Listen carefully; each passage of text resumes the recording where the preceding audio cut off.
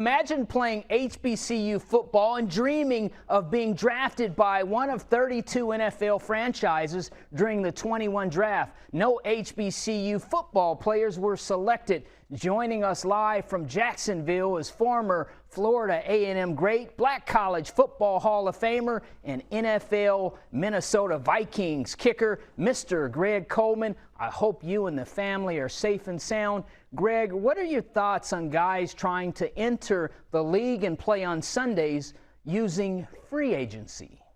Well, I believe it or not, I believe that is more of an advantage than being drafted by a particular team, because most GMs and organizations will draft the best available player. But as a free agent, you have an opportunity. If you and your agent or your representative have done your homework, you can look to see what's the best situation for you as a free agent. So free agency is just what it means in the National Football League. That's something that we fought for many, many years, because free agency was a joke many years ago, back in the day when we were playing. But I think today, if a kid is smart coming out of HBCU and he doesn't get drafted, he can use those organizations that will fit, that will fit him best in his situation. So I think there's always an upside, even if you're not drafted.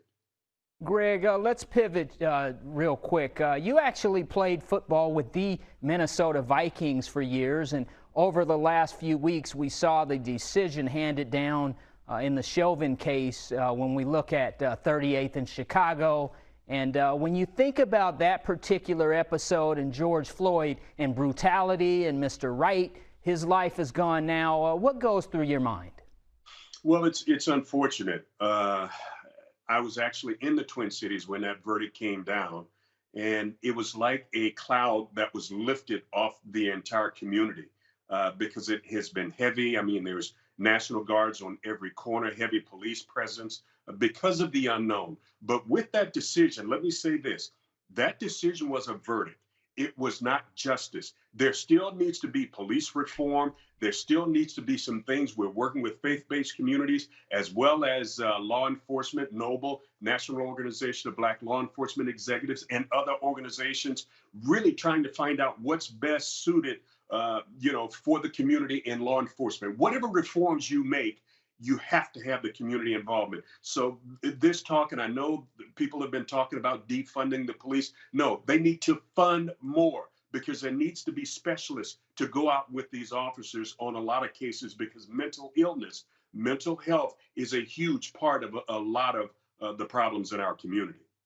All right, thank you, sir. There you have it from Greg Coleman. Coming up later on BNC Sports, more coverage on student athletes moving from HBCUs to professional football. Finally, it's time for our King of the Hill. He's a three-time NBA champion and a two-time NBA Most Valuable Player. Stephen Curry is considered the best basketball shooter in the world. Steph Curry is our BNC King of the Hill.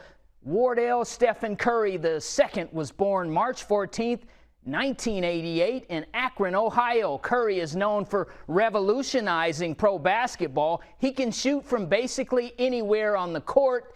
Steph, the Chef Curry, was drafted first round, 7th pick overall in the 2009 draft out of Davidson. Curry is a 7-time NBA All-Star and a 2-time NBA three-point contest champion. In 755 NBA games, Steph the Chef Curry averages 24 points, 4 rebounds, and 6 assists. This season, Curry is averaging 31 points, 5 rebounds, and 5 assists per contest. Steph the Chef Curry is our BNC King of the Hill. We will be right back.